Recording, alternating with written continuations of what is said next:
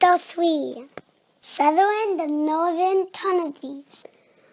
God has sinned that he might send traced rain into this wilderness. Early in Stoughton, Massachusetts Bay. Although colonists both north and south were bound together by a common language and common allegiance to Mother England, they established different patterns of settlement, different economies, different political systems, and even different sets of values, defining distinctive regional characteristics that would persist for generations. The promise of riches, especially from golden-leafed tobacco, drew the first settlers to the southern colonies. But to the north, in the fertile valleys of the Middle Atlantic region, and especially along the rocky shores of New England, it was not worldly wealth but religious devotion that principally shaped the earliest settlements. The Protestant Reformation produces Puritanism. Little did the German friar Martin Luther suspect, when he nailed his protests against Catholic doctrines to the door of Wittenberg's cathedral in 1517, that he would be shaping the destiny of a yet unknown nation. Denouncing the authority of priests and popes, Luther declared that the Bible alone was the source of God's Word. He ignited a fire of religious reform, the Protestant Reformation, that kicked its way across Europe for more than a century, dividing peoples, toppling sovereigns, and kindling the spiritual fervor of millions of men and women, some of whom helped found America. The reforming flame burned especially brightly in the bosom of John Calvin of Geneva. This somber and severe religious leader elaborated Martin Luther's ideas in ways that profoundly affected the thought and character of generations of Americans yet unborn. Calvinism became the dominant theological credo not only of the New England Puritans, but of other American settlers as well, including the Scottish Presbyterians, French Huguenots, and communicants of the Dutch Reformed Church. Calvin spelt out his basic doctrine in a learned Latin tome of 1536 entitled Institutes of the Christian Religion. God, Calvin argued, was all-powerful and all good. Humans, because of the corrupting effect of original sin, were weak and wicked. God was also all-knowing, and he knew who was going to heaven and who was going to hell. Since the first moment of creation, some souls, the elect, had been destined for eternal bliss, and others for eternal torment. Good works could not save those whom predestination had marked for the eternal fires. But neither could the elect count on their predetermined salvation and lead lives of wild, immoral abandon. For one thing, no one could be certain of his or her status in the heavenly ledger. Gnawing doubts about their eternal fate plagued Calvinists. They constantly sought, in themselves and others, signs of conversion, or the receipt of God's free gift of saving grace. Conversion was thought to be an intense, identifiable personal experience in which God revealed to the elect their heavenly destiny. Thereafter, they were expected to lead sanctified lives, demonstrating by their holy behavior that they were among the visible saints. These doctrines swept into England just as King Henry VIII was breaking his ties with the Roman Catholic Church in the 1530s, making himself the head of the Church of England. Henry would have been content to retain Roman rituals and creeds, but his actions powerfully stimulated some English religious reformers to undertake a total purification of English Christianity. Many of these Puritans, as it happened, came from the commercially depressed woolen districts. See page 28. Calvinism, with its message of stark but reassuring order in the divine plan, fed on this social unrest and provided spiritual comfort to the economically disadvantaged. As time went on, Puritans grew increasingly unhappy over the snail-like progress of the Protestant Reformation in England. They burned with pious zeal to see the Church of England wholly decatholicized. The most devout Puritans, including those who eventually settled in New England, believed that only visible saints, that is, persons who felt the stirrings of grace in their souls and could demonstrate its presence in their fellow Puritans, should be admitted to the church membership. But the Church of England enrolled all the king's subjects, which meant that the saints had to share pews and communion rails with the damned. Appalled by this unholy fraternizing, a tiny group of dedicated Puritans, known as separatists, vowed to break away entirely from the Church of England. King James I, a shrewd Scotsman, was head of both the state and the church in England from 1603 to 1625. He quickly perceived that if his subjects could defy him as their spiritual leader, they might one day defy him as their political leader, as in fact they would later defy him and behead his son, Charles I. He therefore threatened to harass the more bothersome separatists out of the land. The Pilgrims end their pilgrimage at Plymouth. The most famous congregation of separatists, fleeing royal wrath, departed for Holland in 1608. During the ensuing 12 years of toil and poverty, they were increasingly distressed by the Dutchification of their children. They longed to find a haven where they could live and die as English men and women and as purified Protestants. America was a logical refuge, despite the early ordeals of Jamestown and despite tales of New World cannibals roasting steaks from their white victims over open fires. A group of the separatists in Holland, after negotiating with the Virginia Company, at length secured rights to settle under its jurisdiction, but the crowded Mayflower, 65 days at sea, missed its destination and arrived off the stony coast of New England in 1620 with a total of 102 persons. One had died en route, an unusually short casualty list, and one had been born, appropriately named Oceanus. Fewer than half the entire party were separatists.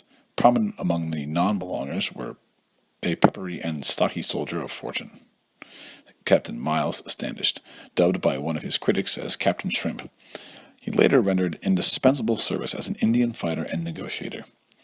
The Pilgrims did not make their initial landing at Plymouth Rock, as commonly supposed, but undertook a number of preliminary surveys. They finally chose their site, the shore of the inhospitable Plymouth Bay. This area was outside the domain of the Virginia Company, and consequently the settlers became squatters. They were without legal right to the land, and without specific authority to establish a government. Before disembarking, the Pilgrim leaders drew up and signed the brief Mayflower Compact. Although setting an invaluable precedent for later written constitutions, this document was not a constitution at all. It was a simple agreement to form a crude government and to submit to the will of the majority under the regulations agreed upon. The compact was signed by 41 adult males, 11 of them with exalted rank of Mr., though not by the servants and 2 seamen. The pact was a promising step towards genuine self-government, for soon the adult male settlers were assembling to make their own laws in open discussion town meetings, a great laboratory of liberty. The Pilgrims' first winter of 1620 to 1621 took a grisly toll. Only 44 out of the 102 survived. At one time, only 7 were well enough to lay the dead in their frosty graves. When the Mayflower sailed back to England in the spring, not a single one of the courageous band of separatists left. As one of them wrote, "It is not with us as with other men, whom small things can discourage." God made his children prosperous, so the Pilgrims believed. The next autumn, that of 1621, brought bountiful harvests, and with them the first Thanksgiving Day in New England. In time, the frail colony found some economic legs in fur, fish, and lumber. The beaver and the Bible were the early mainstays. For the one for the sustenance of the body, the other for the sustenance of the soul. Plymouth proved that the English could maintain themselves in this uninviting region. The Pilgrims were extremely fortunate in their leaders. Prominent among them was the cultured William Bradford, a self-taught scholar who read Hebrew, Greek, Latin, French, and Dutch. He was chosen governor 30 times in the annual elections. Among his major worries was his fear that independent, non-Puritan settlers on their particular might corrupt the godly experiment in the wilderness. Bustling fishing villages and other settlements did sprout to the north of Plymouth on the storm-lashed shores of Massachusetts Bay, where many people were as much interested in cod as God.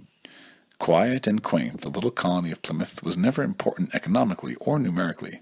Its population numbered only 7,000 by 1691, when still charterless it merged with its giant neighbor, the Massachusetts Bay Colony. But the tiny settlement of Pilgrims was big both morally and spiritually. The Bay Colony Bible Commonwealth. The separatist Pilgrims were dedicated extremists, the purest Puritans. More moderate Puritans sought to reform the Church of England from within. Though resented by bishops and monarchs, they slowly gathered support, especially in Parliament. But when Charles I dismissed Parliament in 1629 and sanctioned the anti-Puritan persecutions of the reactionary Archbishop William Laud, many Puritans saw catastrophe in the making. In 1629, an energetic group of non-separatist Puritans, fearing for their faith and for England's future, secured a royal charter to form the Massachusetts Bay Company. They proposed to establish a sizable settlement in the infertile Massachusetts area, with Boston soon becoming its hub. Stealing a march on both king and church, the newcomers brought their charter with them. For many years, they used it as a kind of constitution, out of easy reach of royal authority. They steadfastly denied that they wanted to separate from the Church of England, only from its impurities. But back in England, the highly orthodox Archbishop Laud snorted that the Massachusetts Bay Colony Puritans were swine which rooted in the God's vineyard. The Massachusetts Bay enterprise was singularly blessed, with well-equipped expedition of 1630, with 11 vessels carrying nearly 1,000 immigrants, started the colony off on a larger scale than any other English settlements. Continuing turmoil in England's tossed up additional enriching waves of Puritan on the shores of Massachusetts in the following decade. During the Great Migration of the 1630s, about 70,000 refugees left England, but not all of them were Puritans, and only about 20,000 came to Massachusetts. Many were attracted to the warm and fertile West Indies, especially the sugar-rich islands of Barbados. More Puritans came to this Caribbean island than to all of Massachusetts. Many fairly prosperous, educated persons immigrated to the Bay Colony, including John Winthrop, a well-to-do pillar of English society, who became the colony's first governor. A successful attorney and manor lord in England, Winthrop eagerly accepted the offer to become governor of the Massachusetts Bay Colony, believing that he had a calling from God to lead the new religious experiment. He served as governor or deputy governor for 19 years. The resources and skills of talented settlers like Winthrop helped Massachusetts prosper, as fur trading, fishing, and shipbuilding blossomed into important industries, especially fish and ships.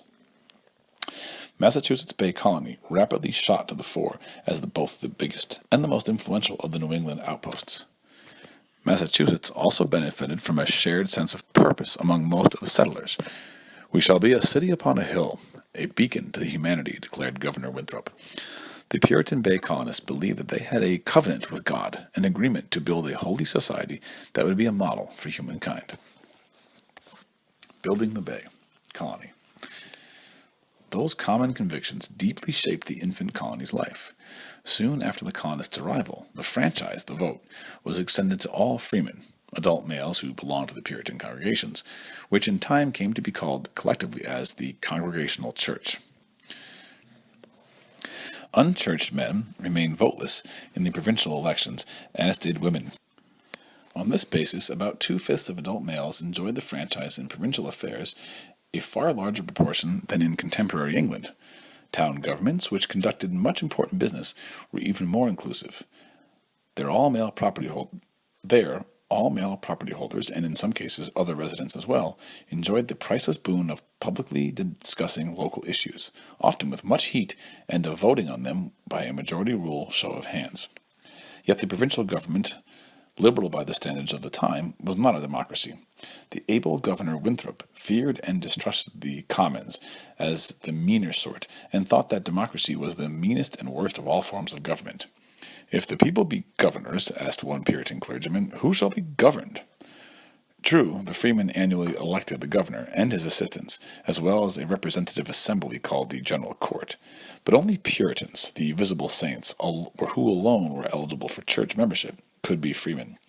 And according to the doctrine of the covenant, the whole purpose of government was to enforce God's laws, which applied to believers and non-believers alike. Moreover, non-believers, as well as believers, paid taxes for the government-supported church. Religious leaders thus wielded enormous influence in the Massachusetts Bible Commonwealth. They powerfully influenced admission to church membership by conducting public interrogations of persons claiming to have experienced a conversion. Prominent among the early clergy was fiery John Cotton. Educated at England's Cambridge University, a Puritan citadel, he emigrated to Massachusetts to avoid persecution for his criticism of the Church of England. In the Bay Colony, he devoted his considerable learning to defending the government's duty to enforce religious rules. Profoundly pious, he sometimes preached and prayed up to 6 hours in a single day. But the power of the preachers was not absolute. A congregation had the right to hire and fire its minister and to set his salary. Clergymen were also barred from holding formal political office.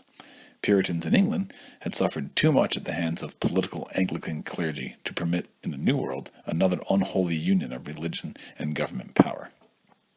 In a limited way, the Bay colonists thus endorsed the idea of the separation of church and state. The Puritans were a worldly lot despite or even because of their spiritual intensity. Like John Winthrop, they believed in the doctrine of a calling to do God's work on earth. They shared in what was later called the Protestant ethic, which involved serious commitment to work and to engagement in worldly pursuits. Legend to the contrary, they also enjoyed simple pleasures. They ate plentifully, drank heartily, sang songs occasionally, and made love monogamously.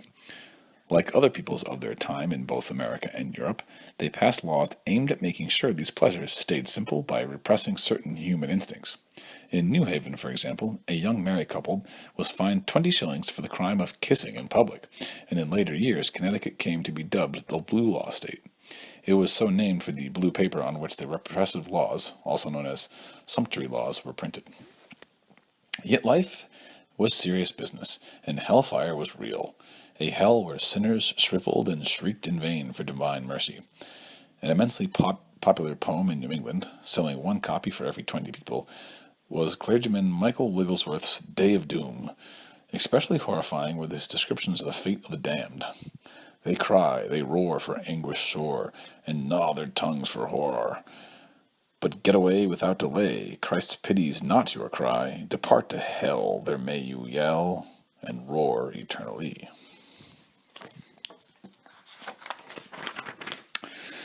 Trouble in the Bible Commonwealth. The Bay Colony enjoyed a high degree of social harmony, stemming from common beliefs, in its early years. But even in this tightly knit community, dissension soon appeared. Quakers, who flouted the authority of the Puritan clergy, were persecuted with fines, floggings, and banishment. In one extreme case, 4 Quakers who defied expulsion, one of them a woman, were hanged on the Boston Common. A sharp challenge to Puritan orthodoxy came from Anne Hutchinson. She was an exceptionally intelligent, strong-willed, and talkative woman, ultimately the mother of 14 children. Swift and sharp in theological argument, she carried to logical extremes the Puritan doctrine of predestination. She claimed that a holy life was no sure sign of salvation, and that the truly saved need not bother to obey the law of either God or man. This assertion, known as antinomianism, from the Greek against the law, was high heresy. Brought to trial in 1638, the quick-witted Hutchinson bamboozled the clergy inquisitors for days until she eventually boasted that she had come to her beliefs through a direct revelation from God. This was even higher heresy. The Puritan magistrates had little choice but to banish her, lest she pollute the entire Puritan experiment. With her family, she set out on foot for Rhode Island, though pregnant. She finally moved to New York, where she and all but one of her household were killed by Indians. Back in the Bay Colony, the pious John Winthrop saw God's hand in her fate. More threatening to the Puritan leaders was a personable and popular Salem minister, Roger Williams. Williams was a young man with radical ideas and an unrestrained tongue. An extreme separatist, he hounded his fellow clergymen to make a clean break with the corrupt Church of England. He also challenged the legality of the Bay Colony's charter, which he condemned for expropriating the land of the Indians without their fair compensation. As if all this were not enough, he went on to deny the authority of civil government to regulate religious behavior, a seditious blow to the Puritan idea of government's very purpose. Their patience exhausted by 1635, the Bay Colony authorities found Williams guilty of disseminating new and dangerous opinions and ordered him banished. He was permitted to remain several months longer because of illness, but he kept up his criticisms. The outraged magistrates, fearing that he might organize a rival colony of malcontents, made plans to exile him to England, but Williams foiled them. The Rhode Island Sewer.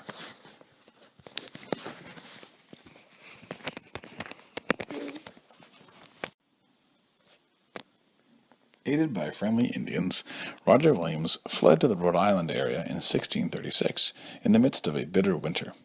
At Providence, the courageous and far-visioned Williams built a Baptist church, probably the first in America. He established complete freedom of religion, even for Jews and Catholics. He demanded no oaths regarding religious beliefs, no compulsory attendance at worship, no taxes to support a state church. He even sheltered the abused Quakers, although disagreeing sharply with their views.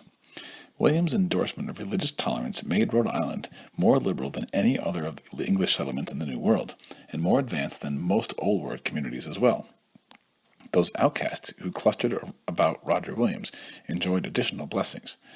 They exercised simple manhood suffrage from the start, though this broad-minded practice was later narrowed by popular property qualifications. Opposed to special privilege of any sort, the doughty Rhode Islanders managed to achieve remarkable freedom of opportunity. Other scattered settlements soon dotted Rhode Island. They consisted largely of malcontents and exiles, some of whom could not bear the stifling theological atmosphere of the Bay Colony. Many of these restless souls in Rogues Island, included Anne Hutchinson, had little in common with Roger Williams, except being unwelcome anywhere else. The Puritan clergy back in Boston sneered at Rhode Island as that sewer in which the Lord's debris had collected and rotted. Planted by dissenters and exiles, Rhode Island became strongly individualistic and stubbornly independent. With good reason, Little Rhodey was later known as the traditional home of the otherwise minded. Begun as a squatter colony in 1636 without legal standing, it finally established rights to the soil when it secured a charter from Parliament in 1644. A huge bronze statue of the independent man appropriately stands today on the dome of the State House in Providence. New England spreads out.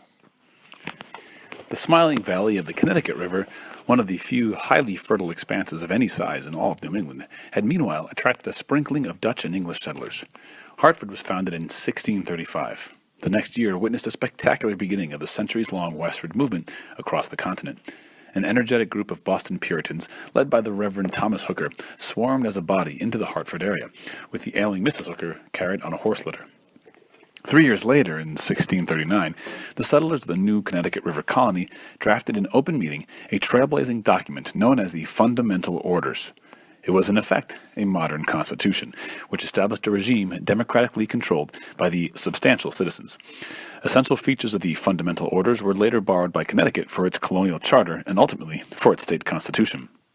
Another flourishing Connecticut settlement began to spring up at New Haven in 1638. It was a prosperous community, founded by Puritans who contrived to set up an even closer church-government alliance than in Massachusetts. Although only squatters without a charter, the colonists dreamed of making New Haven a bustling seaport. But they fell into disfavor with Charles II as a result of having sheltered two of the judges who had condemned his father, Charles I, to death. In 1662, to the acute distress of the New Havenites, the Crown granted a charter to Connecticut that merged New Haven with the more democratic settlements in the Connecticut Valley. Far to the north, enterprising fishermen and fur traders had been active on the coast of Maine for a dozen or so years before the founding of Plymouth. After disheartening attempts at colonization in 1623 by Ferdinando Gorges, this land of lakes and forest was absorbed by Massachusetts Bay after a formal purchase in 1677 from the Gorges heirs. It remained a part of Massachusetts for nearly a century and a half before becoming a separate state. Granite-ribbed New Hampshire also sprang from the fishing and trading activities along its narrow coast. It was absorbed in 1641 by the grasping Bay Colony under a strained interpretation of the Massachusetts Charter. The king, annoyed by this display of greed, arbitrarily separated New Hampshire from Massachusetts in 1679 and made it a royal colony. Puritans versus Indians. The spread of English settlements inevitably led to clashes with the Indians, who were particularly weak in New England. Shortly before the Pilgrims had arrived at Plymouth in 1620, an epidemic, probably triggered by contact with English fishermen, had swept through the coastal tribes and killed more than 3/4 of the native people. Deserted Indian fields ready for tillage greeted the Plymouth settlers, and scattered skulls and bones provided grim evidence of the impact of the disease. In no position to resist the English incursion, the local Wampanoag Indians at first befriended the settlers. Cultural accommodation was facilitated by Squanto, a Wampanoag who had learned English from a ship's captain who had kidnapped him some years earlier. The Wampanoag chieftain, Massasoit, signed a treaty with the Plymouth Pilgrims in 1621 and helped them celebrate the first Thanksgiving after the autumn harvest that same year. As more English settlers arrived and pushed inland into the Connecticut River Valley, confrontations between Indians and whites ruptured these peaceful relations. Hostilities exploded in 1637 between the English settlers and the powerful Pequot tribe. Besieging a Pequot village on the Connecticut's Mystic River, English militiamen and their Narragansett Indian allies set fire to the Indian wigwams and shot the fleeing survivors. The slaughter wrote a brutal finish to the Pequot War, virtually annihilating the Pequot tribe and inaugurating 4 decades of an easy peace between Puritans and Indians. Lashed by critics in England, the Puritans made some feeble efforts at converting the remaining Indians to Christianity. Although the Puritan missionary zeal never equaled that of the Catholic Spanish and French, a mere handful of Indians were gathered into Puritan praying towns to make the acquaintance of the English God and to learn the ways of the English culture. The Indians' only hope for resisting English encroachment lay in intertribal unity, a pan-Indian alliance against the swiftly spreading English settlements. In 1675, Massasoit's son, Metacom, called King Philip by the English, forged an alliance and mounted a series of coordinated assaults on English villages throughout New England. Frontier settlements were especially hard hit, and refugees fell back toward the relative safety of Boston. When the war ended in 1676, 52 Puritan towns had been attacked, and 12 destroyed entirely. Hundreds of colonists and many more Indians lay dead. Metacom's wife and son were sold into slavery. He himself was captured, beheaded, and drawn and quartered. His head was carried on a pike back to Plymouth, where it was mounted on a grisly display for years. King Philip's War slowed the westward march of the English settlement in New England for several decades. But the war inflicted a lasting defeat on New England's Indians. Drastically reduced in numbers, dispirited, and disbanded, they thereafter posed only sporadic threats to the New England colonists. Seeds of colonial unity and independence. A path-breaking experiment in union was launched in 1643 when 4 colonies banded together to form the New England Confederation. Old England was then deeply involved in civil wars, and hence the colonists were thrown upon their own resources. The primary purpose of this confederation was defense against foes or potential foes, notably the Indians, the French, and the Dutch. Purely intercolonial problems such as runaway servants and criminals who had fled from one colony to another also came within the jurisdiction of the confederation. Each member colony, regardless of size, wielded 2 votes, an arrangement highly displeasing to the most populous colony, Massachusetts Bay. The Confederation was essentially an exclusive Puritan club. It consisted of the 2 Massachusetts colonies, the Bay Colony and the Bantam-sized Plymouth, and the 2 Connecticut colonies, New Haven and the scattered valley settlements. The Puritan leaders blackballed Rhode Island, as well as the main outposts. These places, it was charged, harbored too many heretical or otherwise undesirable characters. Shockingly, one of the main towns had made a tailor its mayor and had even sheltered an excommunicated minister of the gospel. Weak though it was, the Confederation was the first notable milestone on the long and rocky road toward colonial unity. The delegates took tottering but long overdue steps towards acting together on matters of intercolonial importance. Rank-and-file colonists, for their part, received valuable experience in delegating their votes to properly chosen representatives. Back in England, the king had paid little attention to the American colonies during the early years of their planting. They were allowed, in effect, to become semi-autonomous commonwealths. This era of benign neglect was prolonged when the crown, struggling to retain its power, became enmeshed during the 1640s in civil wars with the parliamentarians. But when Charles II was restored to the English throne in 1660, the Royalists and their Church of England allies were once more firmly in the saddle. Puritan hopes of eventually purifying the old English Church withered. Worse, Charles II was determined to take an active, aggressive hand in the management of the colonies. His plans ran headlong against the habits that decades of relative independence had bred in the colonists. Deepening colonial defiance was nowhere more glaringly revealed than in Massachusetts. One of the king's agents in Boston was mortified to find that royal orders had no more effect than old issues of the London Gazette. Punishment was soon forthcoming. As a slap at Massachusetts, Charles II gave the rival Connecticut in 1662 a sea-to-sea charter grant, which legalized the squatter settlements. The very next year, the outcasts in Rhode Island received a new charter, which gave kingly sanction to the most religiously tolerant government yet devised in America. A final and crushing blow fell on the stiff-necked Bay Colony in 1684, when its precarious charter was revoked by the London authorities. Andros promotes the First American Revolution. Massachusetts suffered further humiliation in 1686 when the Dominion of New England was created by royal authority. Unlike the homegrown New England Confederation, it was imposed from London. Embracing at first all New England, it was expanded 2 years later to include New York and East and West Jersey. The Dominion also aimed at bolstering colonial defense in the event of war with the Indians, and hence, from the imperial viewpoint of Parliament, was a statesmanlike move.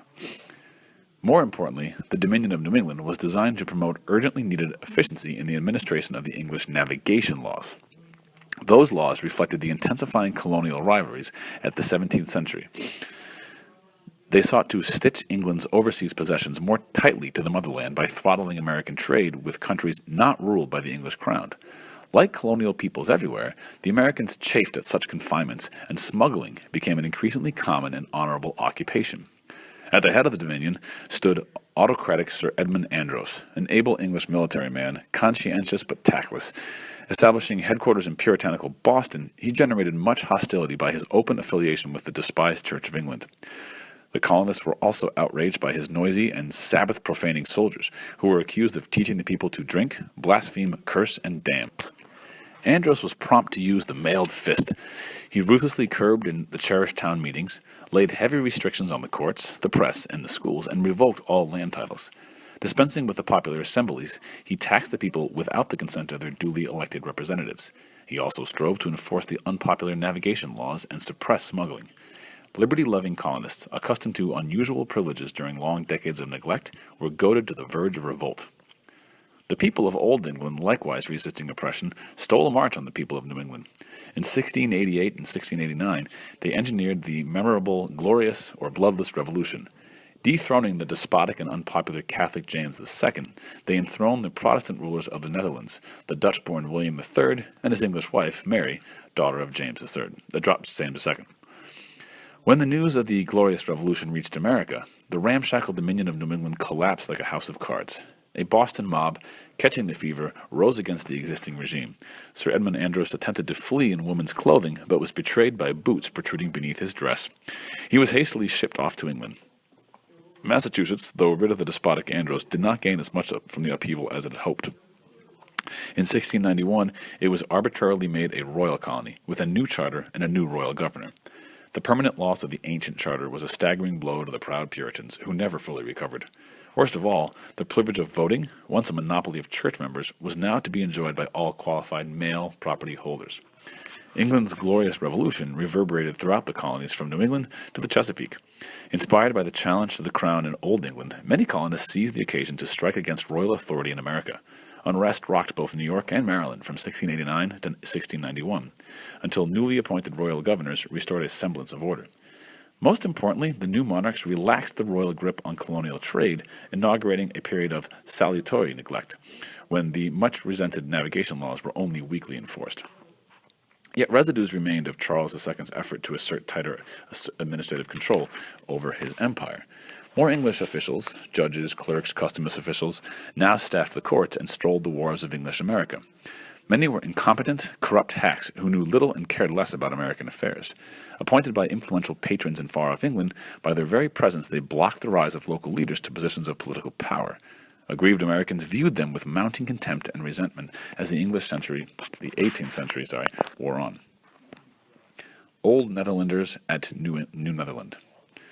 Late in the 16th century, the oppressed people of the Netherlands unfurled the standard of rebellion against Catholic Spain. After bloody and protracted fighting, they finally succeeded, with the aid of Protestant England, in winning their independence.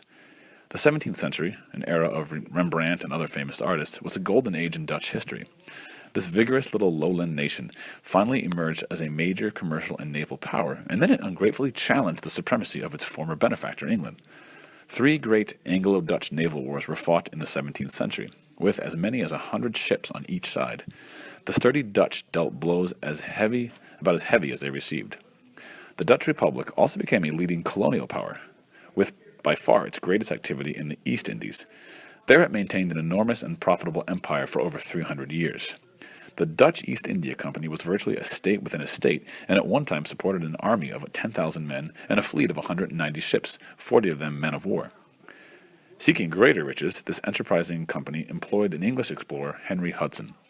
Disregarding orders to sail northeast, he ventured into Delaware Bay and New York Bay in 1609, and then ascended the Hudson River, hoping that at last he had chanced upon the coveted shortcut through the continent. But, as the event proved, he merely filed a Dutch claim to a magnificently wooded and watered area. Much less powerful than the mighty Dutch East India Company was the Dutch West India Company, which maintained profitable enterprises in the Caribbean. At times it was less interested in trading than in raiding, and at one fell swoop in 1628 captured a fleet of Spanish treasure ships laden with loot worth $15 million. The company also established outposts in Africa and a thriving sugar industry in Brazil, which for several decades was its principal center of activity in the New World. New Netherland, in the beautiful Hudson River Valley, was planted in 1623 to 1624 on a permanent basis. Established by the Dutch West India Company for its quick profit fur trade, it was never more than a secondary interest to the founders. The company's most brilliant stroke was to buy Manhattan Island from the Indians, who did not actually own it, for virtually worthless trinkets, 22,000 acres of what is now perhaps the most valuable real estate in the world, for pennies an acre. New Amsterdam, later New York City, was a company town. It was run by and for the Dutch company in the interest of the stockholders. The investors had no enthusiasm for religious toleration, free speech, or democratic practices, and the governors appointed by the company as directors general were usually harsh and despotic. Religious dissenters who opposed the official Dutch Reformed Church were regarded with suspicion, and for a while Quakers were savagely abused. In response to repeated protests by the aggravated colonists, a local body with limited lawmaking powers was finally established. This picturesque Dutch colony took on a strongly aristocratic tinge and retained it for generations. Vast feudal estates fronting the Hudson River, known as patroonships, were granted to promoters who agreed to settle 50 people on them. One patroonship in the Albany area was slightly larger than the entire state of Rhode Island. Colorful little New Amsterdam attracted a cosmopolitan population, as is common in seaport towns. A French Jesuit missionary visiting in the 1640s noted that 18 different languages were being spoken in the streets. New York's later babble of immigrant tongues was thus foreshadowed. Friction with English and Swedish neighbors. Vexations beset the Dutch colony from the beginning.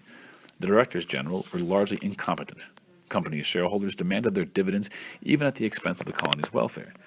The Indians, infuriated by Dutch cruelties, retaliated with horrible massacres. As a defense measure, the hard-pressed settlers on Manhattan Island erected a stout wall from which Wall Street derives its name. New England was hostile to the growth of the Dutch neighbor, and the people of the Connecticut River Valley finally ejected intruding Hollanders from their verdant valley. 3 of the 4 member colonies of the New England Confederation were eager to wipe out New Netherland with military force, but Massachusetts, which would have had to provide most of the troops, vetoed the possible foray. The Swedes, in turn, trespassed on Dutch preserves from 1638 to 1655 by planting an anemic colony of New Sweden on the Delaware River. This was the golden age of Sweden, during and following the 30 Years' War of 1618 to 1648, in which its brilliant king, Gustavus Adolphus, had carried the torch of Protestantism. This outburst of energy in Sweden caused it to enter the costly colonial game in America, though on something of a shoestring. Resenting the Swedish intrusion on the Delaware, the Dutch dispatched a small military expedition in 1655. It was led by the ablest of the directors general, Peter Stuyvesant, who had lost a leg while soldiering in the West Indies and was dubbed Father Woodenleg by the Indians.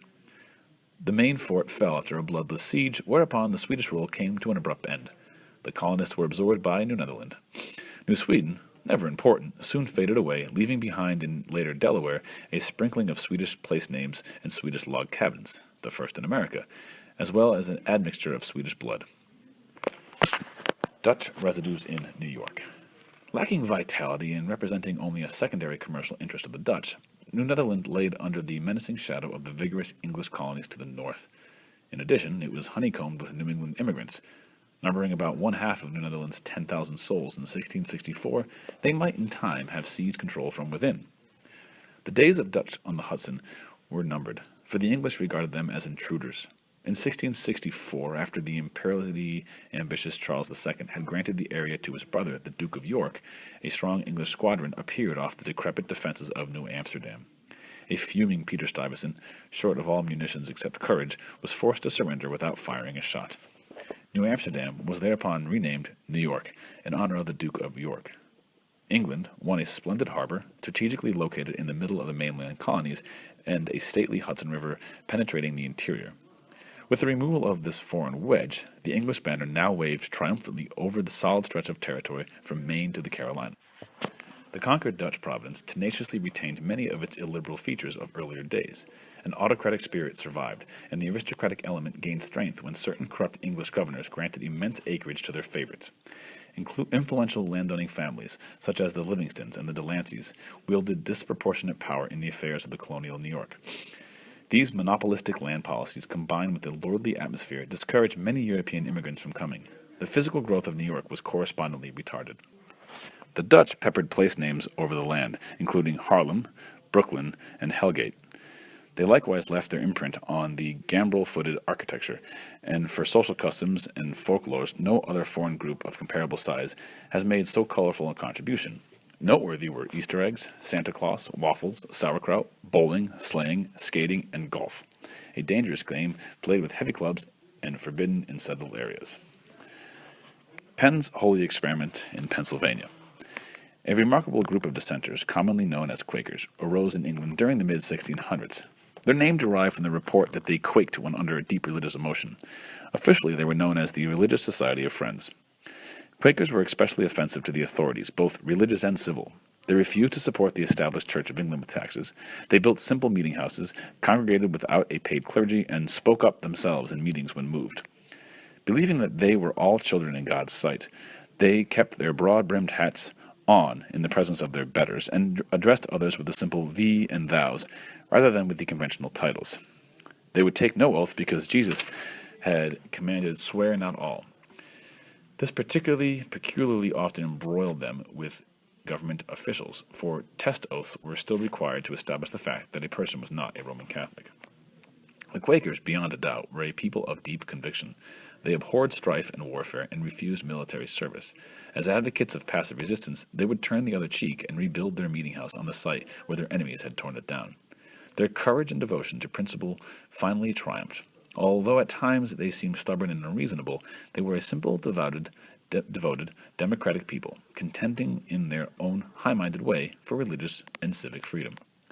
William Penn, a well-born and athletic young Englishman, was attracted to the Quaker faith in 1660, when only 16 years old. His father disapprovingly administered a sound flogging. After various adventures in the army, the best portrait of the peaceful Quaker has him in armor, the youth firmly embraced the despised faith and suffered much persecution. The courts branded him a saucy and impertinent fellow. Several hundred of his less fortunate fellow Quakers died of cruel treatment, and thousands more were fined, flogged, or cast into dank prisons. Penn's thoughts naturally turned to the New World, where a sprinkling of Quakers had already fled, notably to Rhode Island, North Carolina, and New Jersey. Eager to establish an asylum for his people, he also hoped to experiment with liberal ideas in government and at the same time make a profit. Finally, in 1681, he managed to secure from the king an immense grant of fertile land in consideration of monetary debt owed to his deceased father by the crown. The king called the area Pennsylvania, or Penn's Woodland, in honor of his sire. The modest son, fearing that critics would accuse him of naming it after himself, sought unsuccessfully to change the name. Pennsylvania was by far the best advertised of all the colonies. Its founder, the first American advertising man, sent out paid agents and distributed countless pamphlets printed in English, Dutch, French, and German. Unlike the lures of many of the other American real estate promoters, then and later, Penn's inducements were generally truthful. He especially welcomed forward-looking spirits and substantial citizens, including industrials, carpenters, masons, shoemakers, and other manual workers. His liberal land policy, which encouraged substantial holdings, was instrumental in attracting a heavy flow of immigrants. Quaker, Pennsylvania, and its neighbors. Penn formally launched his colony in 1681. His task was simplified by the presence of several thousand squatters, Dutch, Swedish, English, Welsh, who were already scattered along the banks of the Delaware River. Philadelphia, meaning brotherly love in Greek, was more carefully planned than most colonial cities and consequently enjoyed wide and attractive streets. Penn farsightedly bought land from the Indians, including Chief Tammany, later patron saint of New York's political Tammany Hall. His treatment of the native peoples was so fair that the Quaker broadbrims went among them unarmed and even employed them as babysitters. For a brief period, Pennsylvania seemed the promised land of amicable Indian-white relations. Some southern tribes even migrated to Pennsylvania, seeking the Quaker haven. But ironically, Quaker tolerance proved the undoing of Quaker Indian policy. As non-Quaker European immigrants flooded into the province, they undermined the Quakers' own benevolent policies toward the Indians. The feisty Scots-Irish were particularly unpersuaded by Quaker idealism. Penn's new proprietary regime was unusually liberal and included a representative assembly elected by the landowners. No tax-supported state church drained coffers or demanded allegiance. Freedom of worship was guaranteed to all residents, although Penn, under pressure from London, was forced to deny Catholics and Jews the privilege of voting or holding office. The death penalty was imposed only for treason and murder, as compared with some 200 capital crimes in England. Among other noteworthy features, no provision was made by the peace-loving Quakers of Pennsylvania for a military defense. No restrictions were placed on immigration, and naturalization was made easy. The humane Quakers early developed a strong dislike of black slavery, and in the genial glow of Pennsylvania, some progress was made toward social reform. With its many liberal features, Pennsylvania attracted a rich mix of ethnic groups. They included numerous religious misfits who were repelled by the harsh practices of the neighboring colonies. This Quaker refuge boasted a surprisingly modern atmosphere in an unmodern age, and to an unusual degree afforded economic opportunity, civil liberty, and religious freedom. Even so, blue laws prohibited ungodly revelers, stage plays, playing cards, dice, games, and excessive hilarity. Under such general happy auspices, Penn's brainchild grew lustily. The Quakers were shrewd business people, and in a short time the settlers were exporting grain and other foodstuffs. With 2 years, Philadelphia claimed 300 houses and 2,500 people. Within 19 years, by 1700, the colony was surpassed in population and wealth only by the long-established Virginia and Massachusetts. William Penn, who altogether spent about 4 years in Pennsylvania, was never fully appreciated by his colonists. His governors, some of them incompetent and tactless, quarreled bitterly with the people, who were constantly demanding greater political control. Penn himself became too friendly with James II, the deposed Catholic king. Thrice arrested for treason, thrust for a time into debtor's prison, and afflicted by a paralytic stroke, he died full of sorrows. His enduring monument was not only a noble experiment in government, but also a new commonwealth. Based on civil and religious liberty and dedicated to freedom of conscience and worship, it held aloft a hopeful torch in a world of semi-darkness. Small Quaker settlements flourished next door to Pennsylvania.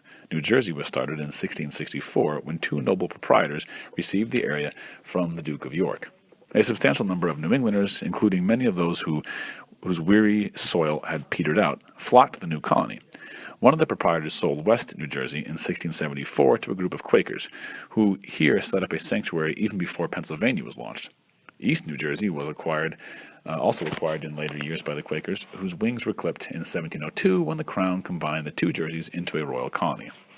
Swedish Tindet, Delaware, consisted of only 3 counties, 2 at high tide, the witticism goes, and was named after Lord Delaware, the harsh military governor who had arrived in Virginia in 1610. Harboring some Quakers and closely associated with Penn's prosperous colony, Delaware was granted its own assembly in 1703. But until the American Revolution, it remained under the governor of Pennsylvania. The Middle Way in the Middle Colonies. The Middle Way in the Middle Colonies. The Middle Colonies, New York, New Jersey, and Delaware and Pennsylvania, enjoyed certain features in common. In general, the soil was fertile and the expanse of land was broad, unlike rock-bestrewn New England. Pennsylvania, New York, and New Jersey came to be known as the bread colonies by virtue of their heavy exports of grain. Rivers also played a vital role. Broad, languid streams, notably the Susquehanna, the Delaware, and the Hudson, tapped the fur trade of the interior and beckoned adventuresome spirits into the back country. The rivers had few cascading waterfalls, unlike New England's, and hence presented little inducement to milling or manufacturing with water-wheel power. A surprising amount of industry, nonetheless, hummed in the Middle Colonies. Virginal forests abounding for lumbering and shipbuilding. The presence of deep river estuaries and landlocked harbors stimulated both commerce and the growth of seaports such as New York and Philadelphia. Even Albany, more than 100 miles up the Hudson, was a port of some consequence in the colonial days. The Middle Colonies were in many respects midway between New England and the Southern Plantation Group. Except in the aristocratic New York, the land holdings were generally intermediate in size, smaller than the big acreage of the South, but larger than that in the small farm New England. Local government lay somewhere between the personalized town meeting of New England and the diffused county government of the South. There were fewer industries in the Middle Colonies than in New England, but more in the South than in the South. Yet in the Middle Colonies, which in some ways were the most American part of America, could claim certain distinctions in their own right. Generally speaking, the population was much more ethnically mixed than in the other colonies. The people were blessed with an unusual degree of religious toleration and democratic control. Earnest and devout Quakers in particular made a compassionate contribution to human freedom out of all proportion to their numbers. Desirable land was more easily acquired in the Middle Colonies than in New England land or in the Tidewater South. One result was that a considerable amount of economic and social democracy prevailed, though less so in the aristocratic New York. Modern-minded Benjamin Franklin, often regarded as the most representative American personality of his era, was a child of that Middle Colonies. Although it was true that Franklin was born a Yankee in puritanical Boston, he entered Philadelphia as a 17-year-old in 1720 with a loaf of bread under each arm and immediately found a congenial home in the urbane, open atmosphere of what was then North America's biggest city. One Pennsylvanian later boasted that Franklin came to life at 17 in Philadelphia. By the time Franklin arrived in the city of brotherly love, the American colonies were themselves coming to life. Population was growing robustly, transportation and communication were gradually improving. The British, for the most part, continued their hands-off policies, leaving the colonists to fashion their own local governments, run their own churches, and develop networks of intercolonial trade. And as people and products crisscrossed the colonies with increasing frequently and increasing volume, Americans began to realize that, far removed from Mother England, they were not merely surviving, but truly thriving.